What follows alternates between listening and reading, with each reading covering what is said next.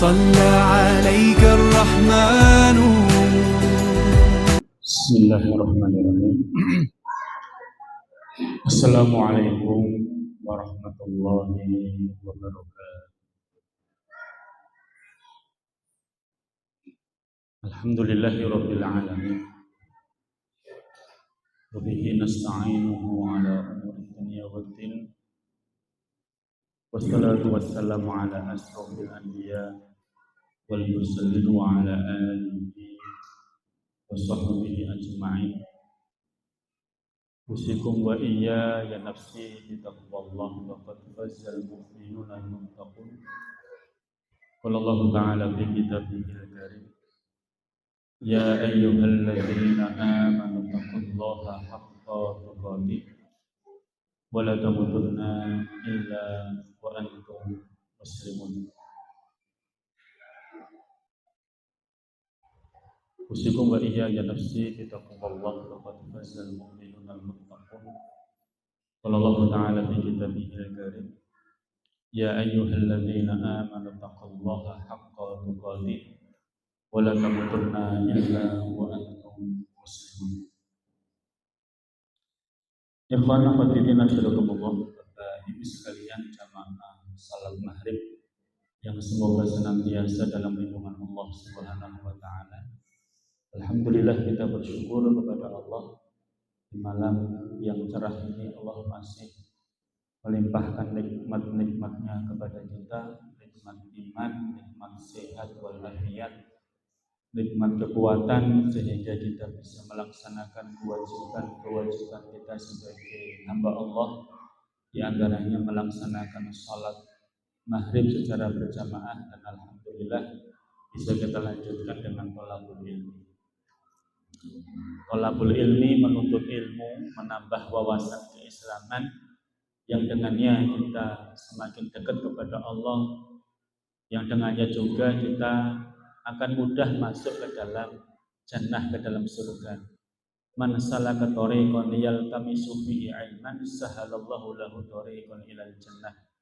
Barang siapa yang menempuh jalan untuk menuntut ilmu, maka Allah akan mudahkan jalannya menuju surga. Begitu juga orang-orang yang diberi kemudahan untuk thalabul ilmi, mempelajari agama Islam, mendalami agama Islam, memahami ajaran Islam, semoga termasuk orang-orang yang dicintai oleh Allah, dikehendaki baik oleh Allah, dikehendaki nanti meninggal dalam keadaan husnul khatimah. Man yuridillah bihi khairan yufaqihu fiddin. Barang siapa yang dikehendaki baik oleh Allah, maka Allah pilih orang tersebut untuk memahami agamanya. Tidak mungkin kita bisa memahami agama kalau kita tidak belajar, tidak ta'lim, tidak ngaji. Maka alhamdulillah Allah Subhanahu wa taala telah pilih kita, golongkan kita termasuk hamba-hamba yang selalu berusaha untuk menambah ilmu agar apa yang kita kerjakan itu sesuai dengan tuntunan Allah dan Rasul-Nya. Ikhwan akhwatiddin rahimakumullah, hari ini kita berada di bulan Dzulqa'dah. Dzulqa'dah itu sudah akhir-akhir Dzulqa'dah. Sebentar lagi kita masuk bulan Ramadan. Ramadan. Bulan apa? Bulan Dzulhijjah. Dzulqa'dah, Dzulhijjah, Muharram itu adalah bulan-bulan haram. Ya, dari 12 bulan yang Allah Subhanahu wa taala sebutkan di dalam Al-Qur'an, inna iddatash syuhuri 'indallahi 12 syahran fi kitabillah yauma khalaqas samawati wal ardh. Sesungguhnya bilangan bulan dalam satu tahun dalam ketetapan Allah Subhanahu wa taala ketika menciptakan langit dan bumi itu ada 12. Ya, 12 bulan itu apa saja? Hafal boten Pak Bu? Bulan-bulan Hijriah, monggo. 1 Januari, Februari, Maret. Itu Masehi nggih. Nah, Hijriah napa? Muharram, Safar, Rabiul Awal, Rabiul Tsani, Jumadil Ula, Jumadil Tsaniyah, Rajab, Sya'ban, Ramadan, Syawal, Dzulqa'dah, hari ini kita Dzulqa'dah, Dzulhijjah terakhir kali. Kalau bulan Jawa hafal ya Pak? Suro Mulut, Ba'da Mulut, Jumadul Awal, Suro Safar Mulut, Ba'da Mulut, Jumadul Awal, Jumadul Akhir, Rejab, Ruwah, Poso, Syawal, Dzulqa'dah, Dzulhijjah. Dzulqa'dah dadi Dzulqa'dah. Karena ilate wong Jawa ki angel Dzulqa'dah dadi Dzulqa'dah. Sofar dadi Sapar. Sofar jadi Sapar. Orang Jawa itu bilang Ghafura jadi Gapura. Sekaten jadi Syahadatain jadi Sekaten. Bismillah jadi Semelah. La haula wala quwata wala quwata. Gitu. Ya Hayyu ya Qayyum, ya kayuku ya kayumu. Azima jadi ngadimo. Ilate wong Jawa. Dari 12 bulan itu ada minha arba'atun hurum, ada 4 bulan haram, 3 bulan berturut-turut, 1 bulan terpisah. Dzulqa'dah, Dzulhijjah, Muharram, Rajab. Di bulan-bulan haram ini, bulan yang dimuliakan, bulan yang disucikan, hendaklah kita memperbanyak amal soleh. Amal-amal saleh yang kita kerjakan di bulan-bulan haram, Bapak Ibu sekalian, itu akan dilipat gandakan pahalanya oleh Allah Subhanahu wa taala. Sebagaimana bulan Ramadan. Kita beramal di bulan Ramadan itu akan dilipat gandakan pahalanya oleh Allah Subhanahu wa taala. Allah langsung yang akan memberikan pahalanya bagi orang-orang yang siap. Maka di bulan-bulan haram ini pun juga sama. Amal-amal saleh yang kita kerjakan akan dilipat gandakan pahalanya oleh Allah. Apapun, sholat berjamaah, zikir, baca Al-Quran, infak sedekah, silaturahmi, dan lain sebagainya itu akan diperbanyak pahalanya oleh Allah Subhanahu wa taala dibanding dengan bulan-bulan yang lain. Kenapa? Karena berada di bulan yang mulia. Sebagaimana kalau kita beribadah di tempat-tempat yang mulia juga akan dilipat gandakan pahalanya. Contohnya mana Pak? Di Masjidil Haram, di Masjid Nabawi, di Masjid Al-Aqsa itu pahalanya lebih banyak dibanding dengan salat yang kita kerjakan di selain tempat-tempat tersebut. Apalagi nanti di bulan Dzulhijjah. Bulan Dzulhijjahnya apalagi di awal-awal Dzulhijjah.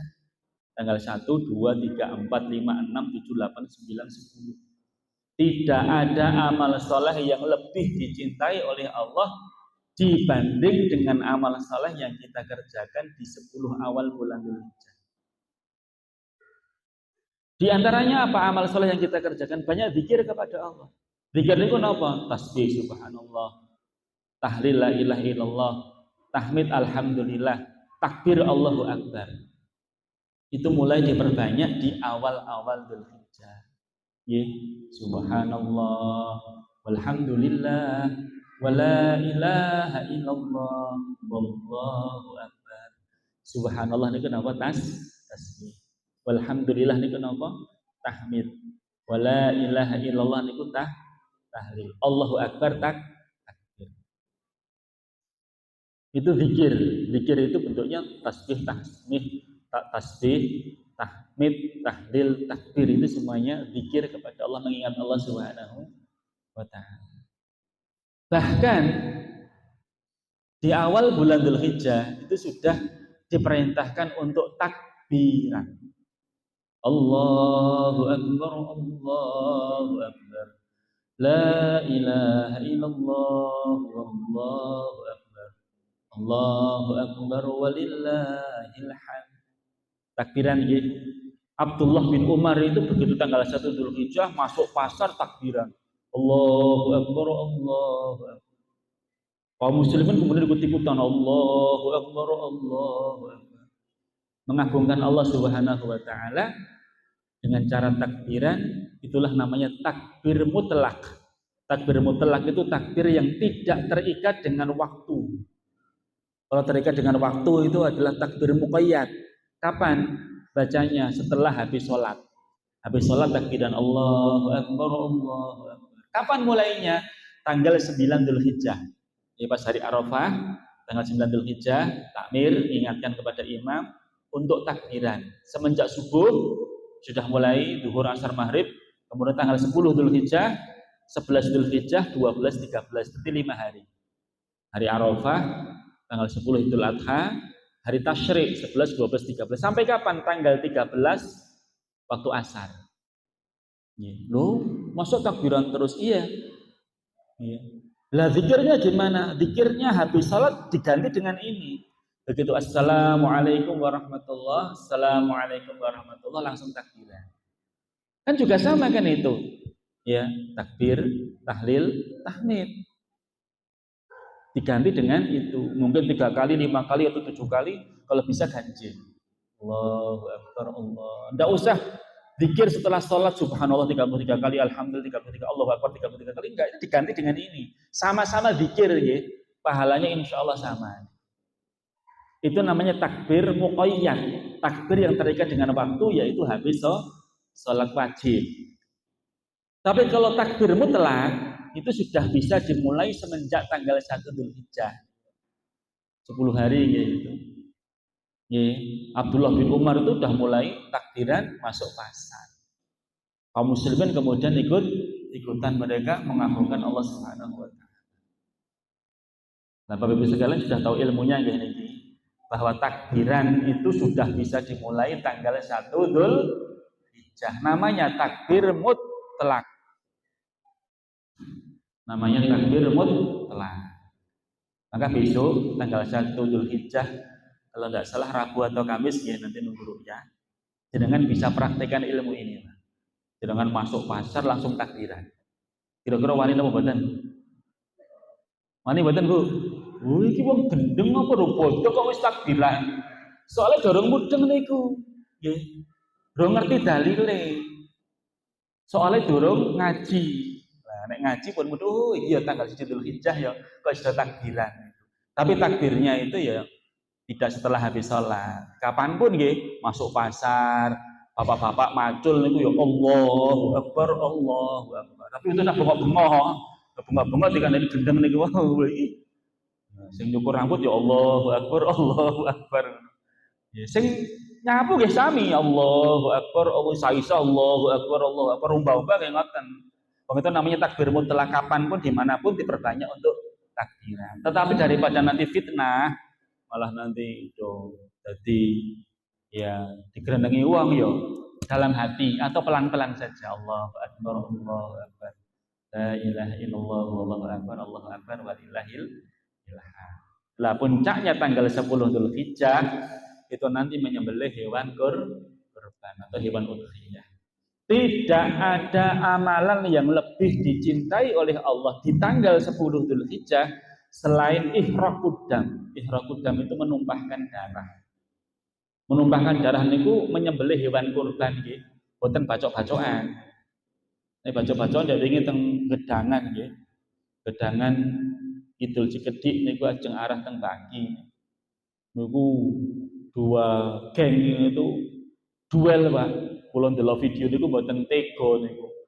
Di live niku masuk niku internet niku. Sing siji nggawa pedang, nggawa celurit, dhuwur semanten niku pedang, langsung takok. Astagfirullahaladzim.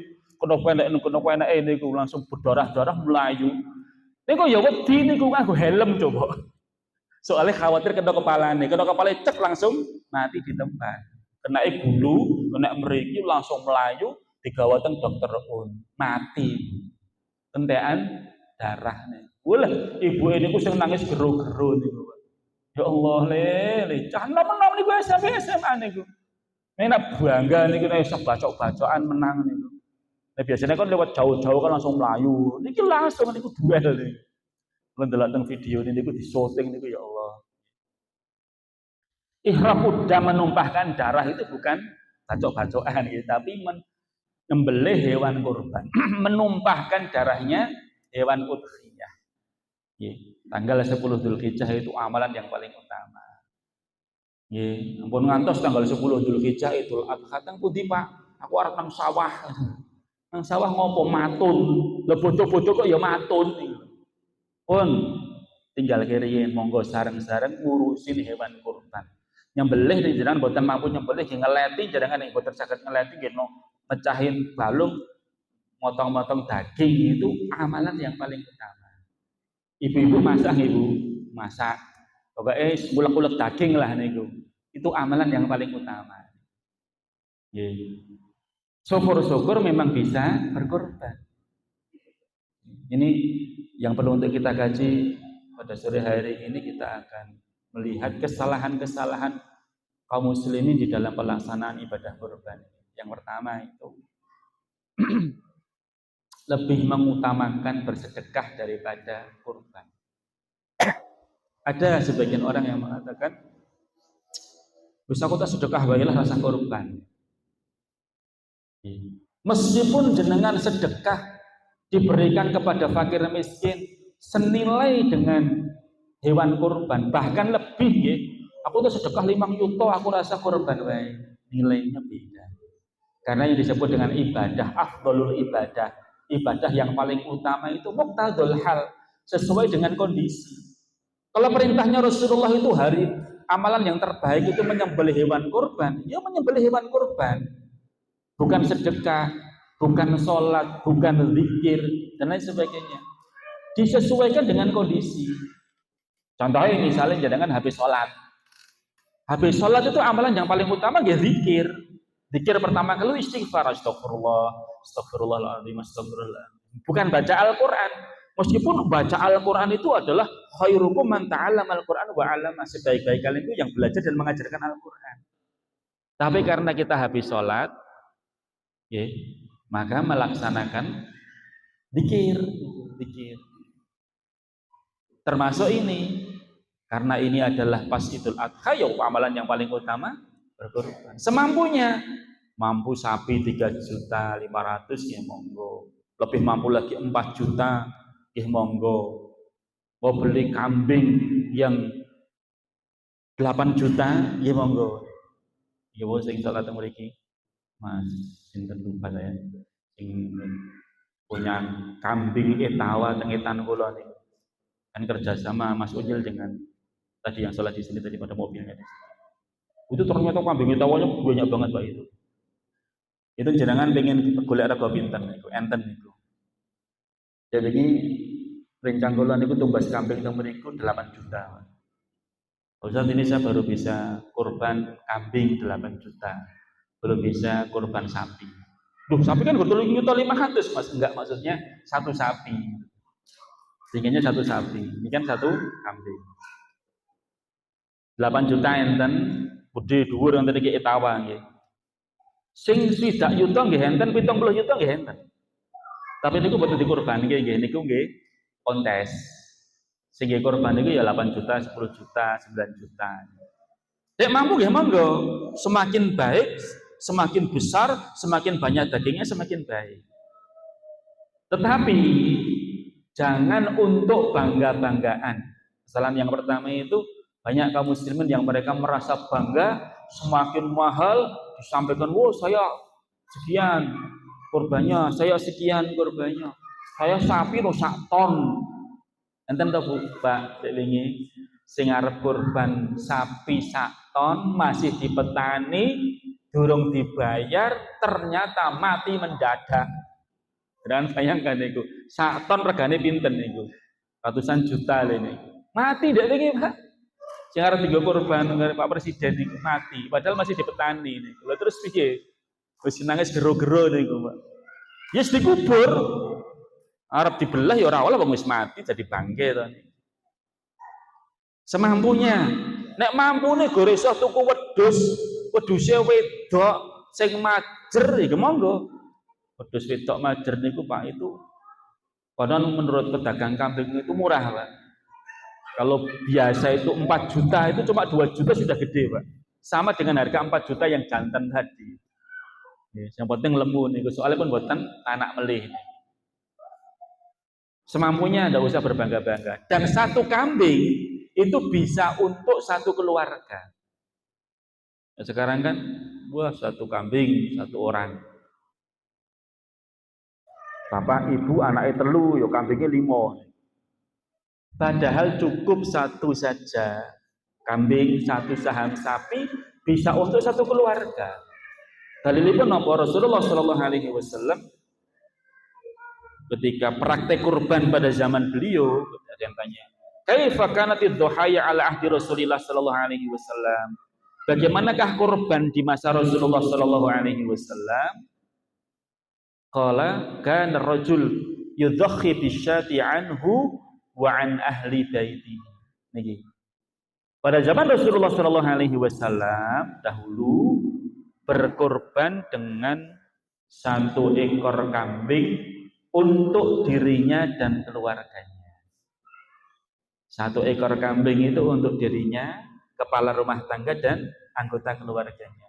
Hadza min, namanya misalnya Bapak Ahmad, hadza min Ahmad Subargio wa ahlihi, dan keluarganya. Cukup satu kambing bapak yang kurban, ibu dapat pahalanya, anak-anak dapat pahalanya, meskipun anak 10 nih. Tapi nek sing kurban itu atas nama ibu, ya sing oleh gur ibu tok. Bapaknya enggak dapat, anak-anaknya enggak dapat. Nek sing kurban anak pertama, ya bapaknya ora oleh, ibunya ora oleh. Ya nggih. Saya sering anjurkan monggo sing kurban iku diniatkan bapak saja. Aku pengen kurban dhewe kok nggih monggo, tapi bapak nggih kurban jenengan kurban. Bapak kurban ini ben semuanya dapat, nek jenengan kurban iki jenengan kurban piyambak mawon. Dengan uang jenengan Bu, atas nama jenengan nggih mboten napa-napa sah. Anak pertama punya uang ya monggo, tuku kambing sendiri, dia kurban sendiri. Tapi biar dapatkan semuanya, bapak satu untuk semua. Wa'an ahli baitihi. Fayakuluna wa yut'imun, kemudian mereka memakan hewan kurban tersebut dan mereka memberikan makan. Mereka makan dan memberikan makan kepada fakir miskin. Hatta tabahan nas fasarat kama tara. Sampai akhirnya manusia berbangga-bangga dengan kurban mereka sebagaimana yang kalian lihat hari ini. Masing-masing pengen kurban. Sampai nyuwun ngapunten kadang-kadang itu ngantek turah-turah. Iki kok dagingnya kok ning ngendi? Ngantek turah-turah kaya ngene. Padahal yang satunya nanti bisa mungkin diberikan ke tempat-tempat yang membutuhkan. Tempat-tempat yang mereka itu fakir miskin, anak yatim, janda-janda yang mereka itu mangan daging gur setahun, kadang-kadang beroleh jatah kuwi 1/4 kilo, paling banter 1/2 kilo. Tapi di tempat-tempat yang subur itu kan yang kaya sampai 5 kilo, 4 kilo, 3 kilo, bahkan nanti sing 10 kilo. Ya nanti kalau niku teng daerah Giringan nggih, dekat Masjid Syekh Zayed itu. Mriku niku wonten komunitas kaum muslimin yang membina anak-anak jalanan, preman, terus pemulung, pengemis, anak-anak jalanan, pelacur WTS niku dibina sama mereka. Itu nanti pas Idul Adha itu dapat kepala 1, dapat kepala 2, dimasak, dipakan bareng-bareng, seneng banget niku. Karena jarang mereka di sana itu ya berkurban, itu tidurnya itu di pinggir-pinggir bantaran sungai, di pinggir-pinggir rel kereta api, teng kuburan itu. Do gawe gubuk-gubuk teng mriku. Nggih. Itu mereka setiap tahun dapatkan kurban, seneng luar biasa. Banyak sekali kaum muslimin yang mereka itu masih di bawah garis kemiskinan. Nggih, enggak mampu untuk berkurban. Mereka setiap tahun berharap sekali itu ada korban yang sampai ke sana. Makanya ya tadi itu pun Pak, jenengan cukup satu, udah satu keluarga. Nah ibu pengen korban, jenengan arahkan ke mawon ibu. Jenengan anaknya diarahkan ke mereka mawon, biar nanti lebih bermanfaat. Satu kesalahannya adalah berbangga-bangga dengan korbannya. Sehingga bukan lillahi ta'ala, gak bernilai sedekah, gak berpahala. Kenapa? Karena punya niat yang lain. Riak, pengen dipuja, pengen dipuji oleh orang orang. Padahal qul inna sholati wa nusuki wa mahyaya wa mamati lillahi rabbil alamin. Katakanlah bahwa salatku, penyembelihan hewan kurbanku, hidup dan matiku hanya untuk Allah Subhanahu wa taala. Itu yang pertama. Terus yang kedua, kesalahan dalam udhiyah, penyembelihan hewan kurban, ada sebagian kaum muslimin yang mereka berkeyakinan jenenge kurban ku ya sak jeke urip pisan. Itu ada Bapak sekalian, daerah Madura, Karimun Jawa itu ada. Di antara mereka itu yang mereka berkeyakinan ya kurban ya seumur ya pisan tok wae. Padahal Rasulullah Shallallahu Alaihi Wasallam itu memerintahkan kurban setiap tahun. Man lahu sa'atan walam yudhhi fala yaqrabanna musallana. Barang siapa punya kelonggaran, ada harta yang lebih, kok dia tidak berkorban, maka jangan dekat-dekat dengan musola kami. Sehingga Imam Syafi'i itu tidak memberikan rukhsah, tidak memberikan keringanan bagi orang yang tidak mau berkorban. Kemarin saya pas ngisi di daerah Solo Baru, itu ada panitia yang cerita di daerah Bagi, Putu Bagi sana itu. Ustaz, ini ada yang kita minta untuk kurban itu alasannya kula tahun ini mboten riyen nggih sok ben mawon. Padahal Ustaz, kaya dia punya kos-kosan itu 10, setiap bulan sekali kan mesti mereka bayar. Paling tidak uang yang masuk itu 10 juta. Ini hanya untuk 3.500.000. Ini kita iman-iman. Iman-iman. Kayak dihitung-hitung aku ku nek kurban kira-kira oleh daging piro, nek tadol kayu piro. Nggih. Juga sesuai dengan apa yang kamu dapatkan. Wong kamu berkorban itu lillahi ta'ala kok tidak ingin dapatkan kembali. Kalau bisa itu ya sudah, sedikit korban saya tidak mendapatkan bagian saja, tidak apa-apa. Banyak yang seperti itu. Di pondok itu kan menerima juga penitipan hewan kurban. Itu ada yang udah nggak usah saja. Saya nggak usah dapat bagian, saya sudah dapatkan bagian dari yang lain. Betul-betul lillahi ta'ala itu. Orang malah hitung-hitungan. Nggak oleh akeh aku gelem, tapi oleh sisi aku wegah gitu. Ya. Padahal Bapak Ibu sekalian yakin ya, jenengan itu berkorban itu nanti Allah Subhanahu wa taala akan menggantikan yang lebih baik nanti setelah berkorban insya Allah. Mana qasad shadaqatun min mal, sedekah itu tidak akan berkurang, uang itu tidak akan berkurang dengan disedekahkan, harta tidak akan berkurang dengan disedekahkan. Pengalaman pun yang mau sampun berkorban gitu Pak, berkorban kok alhamdulillah rezekinya lancar, baru umroh 30 yuto alhamdulillah rezekinya lancar, para haji mulai haji alhamdulillah rezekinya lancar. Soalnya apa? Buatan iman-iman untuk Allah Subhanahu wa taala, buatan saya iman-iman. Allah Subhanahu wa taala pasti akan memberikan ganti yang lebih banyak. Meskipun tujuan kita bukan itu, ya pun lillahi taala. Orang terus ngarep-arep aku wis bar kurban kok rezekiku malah seret. Aku baru umrah kok ya padha wae. Kalau kita niatnya lillahi taala, kalau kita niatnya akhirat, dunia akan ngikut. Tapi kalau kita niatnya dunia, nanti gak dapatkan dunia, kemudian kita kecewa. Dapatkan dunia sudah dapatkan itu saja, akhirat yang kita dapatkan. Dalil yang lain yang menunjukkan bahwa berkurban itu adalah setiap tahun, bukan sekali seumur hidup. Rasulullah Shallallahu Alaihi Wasallam bersabda, "Idza ra'aitum hilala dzulhijjah wa arada ahadukum ayyudhiya." Jika sudah masuk tanggal 1 Dzulhijjah dan salah seorang di antara kalian ingin berkurban, falyumsik an sya'rihi wa adfari. Hendaklah mereka tidak memotong rambutnya, tidak memotong kukunya. Ini kan disebut sama Rasulullah, barang siapa masuk tanggal 1 Dzulhijjah dan dia ingin berkurban, ini kan menunjukkan bahwa berkurban setiap tahun. Setiap kalau kamu lihat 1 Dzulhijjah, terus kamu pengen berkorban, jangan potong kuku, jangan potong rambut. Tapi ini berlaku bagi yang mau korban mawon nggih, Bapak. Nah, Ibu nggih boleh potong rambut, potong kuku, anak-anak juga boleh potong rambut, potong kuku. Yang tidak diperbolehkan itu Bapak yang diniatkan dalam waktu penyembelihan itu yang namanya disebut gitu. Nggih. Jadi sementara 10 hari orang motong kuku, orang motong rambut.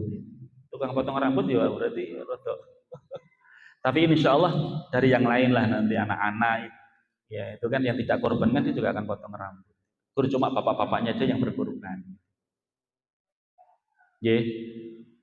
Ini untuk menjawab bahwasanya berkorban itu setiap tahun tidak sebagaimana yang disangkakan orang-orang. Kemudian yang terakhir adalah tidak menjual hasil kurban. Ini jelas sekali hadisnya Rasulullah SAW mengatakan man ba'a jilda udkhiyatihi fala udkhiyatalah. Barang siapa yang menjual udkhiyahnya, barang siapa yang menjual kulit hasil sembelihannya, maka tidak ada kurban bagi. Hati-hati gitu, karena terkait sah tidaknya hewan kurban yang kita kerjakan. Diwasi urunan 3.500, satu kambing, ternyata kurbannya mboten sah. Kenapa? Karena menjual kepalanya, jual kulitnya. Pada zaman Rasulullah SAW ya sudah, namanya kurban itu semua dibagikan, dagingnya dibagikan, kepalanya dibagikan, kulitnya dibagikan semuanya kepada fakir miskin. Nggih. Lho, kulit ya anu wae lah tak dole tinggo ngopahi sing jagal, kepalane tak dole tinggo ngopahi sing jagal. Enggak boleh itu. Untuk upah operasional itu diambilkan dari yang lain. Misalnya 3.500.000 yang untuk beli sapi itu 3.300.000, yang 200 untuk operasional. Operasional itu ya bayar tukang jagal, untuk beli kresek, untuk macam-macam itu nanti keperluan-keperluan korban diambil dari situ. Ya korban semuanya dibagikan. Lah dipakai untuk misalnya beduk boleh nggak boleh, untuk misalnya buat sepatu boleh nggak boleh, untuk sepatu gimana boleh, tapi yang penting jangan dijual. Nah, nek sing jual panitia berikut. Nah, ini para ulama berbeda pendapat. Jumhur, kebanyakan ulama mengatakan siapapun tidak boleh untuk menjual. Panitia itu wakil dari shahibul kurban. Maka panitia juga tidak boleh untuk menjual. Ya, karena memang ini. Loh, kalau misalnya dijual terus akhirnya dibagikan kepada fakir miskin, sama, karena larangannya itu adalah menjual. Tetapi ternyata ada ulama lain yang berpendapat berbeda. Di antaranya adalah madhab Hambali sama madhab Hanafi. Itu diperbolehkan panitia itu untuk menjual kulit. Karena hari ini kalau orang diberi kulit raisoh menggunakan kulit itu sudah bisa menjual juga tidak bisa, arti dimasak ya masak gimana, terus kadang-kadang dibiarkan malah busuk gitu kan. Makanya akhirnya ada di antara ulama yang beristihad, kalau hasil dari jualan itu bukan untuk pribadi orang yang berkorban itu tidak apa-apa, berikan kepada fakir miskin, didata fakir miskin di sini berapa, janda-janda siapa yang perlu dapatnya, diberi uang hasil dari menjual kulit tadi. Dalilnya mana? Disebutkan bahwa Ibnu Umar radhiyallahu anhu pernah mengatakan, disebut inna Ibnu Umar ba'ajil dabaqaratin wa tasaddaqa bi thamani. Bahwa Ibnu Umar, Abdullah bin Umar, salah seorang sahabat Rasulullah sallallahu alaihi wasallam, pernah menjual kulit sapi dan menyedekahkan hasil penjualannya. Yang penting kan tidak dimanfaatkan untuk pribadi. Kalau dimanfaatkan untuk pribadi, untuk operasional, nggak boleh. Tapi kalau terus diberikan kepada fakir miskin, itu di antara ulama, di antaranya madhab Hanafi dan sebagian madhab Hambali itu memperbolehkan dengan dalil hadis Abdullah bin Umar ini. Ishaq bin Mansur pernah bertanya kepada Imam Ahmad bin Hambal, Hambali maksudnya, Imam Ahmad bin Hambal, imamnya madhab Hambali. Juludul adhahi ma yasna biha. Kulit hewan kurban itu harus diapakan? Wahai Imam Ahmad, pirang-pirang koyok-koyok seperti ini Masa dibiarkan aja diberikan kepada fakir miskin, mereka tidak bisa mengelola. Gimana ini? Gitu. Qala yuntafa'u biha wa yatasaddaq bi thamaniha. Beliau menjawab, dimanfaatkan ya untuk tadi itu bisa untuk beduk, kemudian untuk sepatu, untuk ikat pinggang dan lain sebagainya. Wa yatasaddaq bi thamaniha, dan disedekahkan dari hasil penjualannya. Boleh disedekahkan setelah dijual kemudian hasilnya itu segera sedekahkan. Ishaq bin Mansur bertanya lagi, berarti boleh dijual dan hasilnya disedekahkan.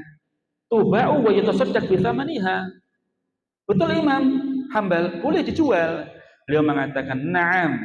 Hadis Ibnu Umar. Boleh, benar. Dalilnya adalah hadis perbuatannya Abdullah bin Umar. Jadi kalau nanti misalnya ada yang berpendapat itu didalawailah, memang itu ada dalilnya juga. Dahulu Abdullah bin Umar pun juga beliau menjual. Kenapa? Karena kemaslahatan, karena pertimbangan sisi manfaatnya. Meskipun yang lain jumhur itu kebanyakan ulama sudah diberikan saja. Setelah diberikan kemudian mereka menjual terserah. Yang penting yang jual itu bukan shahibul korban, bukan panitia. Ditentukan siapa yang terima 1, 2, 3, 4, 5, 10 sudah diberikan pada mereka, perwakilannya ngedol, terus duitnya dibagi-bagi uang 10, silahkan. Ya di pondok saya Andor itu juga gitu, dapatkan kulit kambing, kulit sapi dikumpulkan, lah terus satu orang transaksi dengan pembeli itu tak beli sekian, sudah dapat berapa, 3 juta misalnya, dibagi uang 30 gitu kan, 100 gitu kan, sudah gitu ya. Yang jual siapa? Yang jual si penerima. Yaitu kalau pengen selamatnya keluar dari khilaf perbedaan ulama, ya caranya seperti itu. Pendapat yang membolehkan menjual kulit untuk disedekahkan adalah pendapat muktamad dalam madhab Hanafi. Selain Ahmad bin Hambal tadi, madhab Hanafi juga berpendapat seperti itu kan. Madhab kan ada 4 ya, Hanafi, Maliki, Syafi'i, Hambali. Madhab Hanafi juga membolehkan. Walau ba'aha bidarahim liyatasaddaq biha jaza. Andaikan seorang menjual kulit hewan kurban dan mendapatkan dirham uang darinya, lalu bersedekah darinya, itu boleh. Karena ini adalah bentuk ketaatan yang sama seperti menyedekahkan kulit dan daging secara langsung. Kalau yang pertama tadi kulit disedekahkan, daging disedekahkan, ini kudu dibentukkan apa? Uang. Nanti biar lebih bermanfaat gitu. Karena kalau mungkin diberi kulit itu akhirnya malah dibuang jadi busuk, tidak termanfaatkan, lah dijualkan, terus kemudian diberikan uangnya. Imam Asy-Syaukani rahimahullah mengatakan, in ittafaqu ala anna luhumiha la yuba. Para ulama sepakat tidak bolehnya menjual daging kurban. Maka demikian juga kulitnya juga nggak boleh dijual. Namun sebagian ulama membolehkan, seperti Al-Auza'i, Imam Ahmad, Ishaq, Abu Thawr, dan salah satu pendapat Syafi'iyah. Mereka mengatakan boleh jika hasilnya disedekahkan kepada penerima daging kurban. Jadi sebagian dagingnya dikai duit, daging diberi duit. Yaitu solusi bagi kulit yang mungkin para penerima itu mereka tidak bisa mempergunakan dengan sebaik-baiknya. Maka demikian sudah masuk waktu Isya.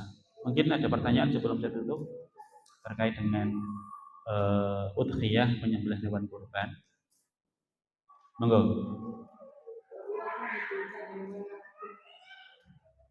Kalau uangnya digunakan dibelikan hewan lagi, misalnya kambing ya, terus jebelihnya nanti atas nama sinten itu? Ayo. Disembelih atas nama siapa? Malah repot nih Pak Mangge. Ya sudah, uangnya diberikan kepada fakir miskin, selesai. Ya. Cuman ada pertanyaan juga seperti itu, lebih baik nggak usah, nanti malah bingung. Ini nanti di atas namakan siapa juga kan? Kemudian juga akhirnya kan terus kulitnya lagi itu apa lagi nanti Pak? Ayo, bingung lagi tuh. Kulitnya kan juga diberikan lagi sama orang kan gitu. Ya, makanya lebih baiknya tadi itu dijual, terus uangnya dibagikan kepada fakir miskin yang berhak untuk menerima daging, ya, gitu. Biar mereka juga ikut berbahagia, digunakan untuk beli bumbu macam-macam terserah mungkin. Betul ya, saya kira cukup. Semoga dengan tambahnya ilmu menjadikan amal ibadah kita termasuk menyembelih hewan kurban ini sesuai dengan apa yang dicontohkan oleh Rasulullah Muhammad sallallahu alaihi wasallam. Ya alhamdulillahirabbil alamin. Subhanakallahumma wa bihamdika asyhadu an la ilaha illa anta astaghfiruka wa atubu ilaik. Assalamualaikum warahmatullahi wabarakatuh.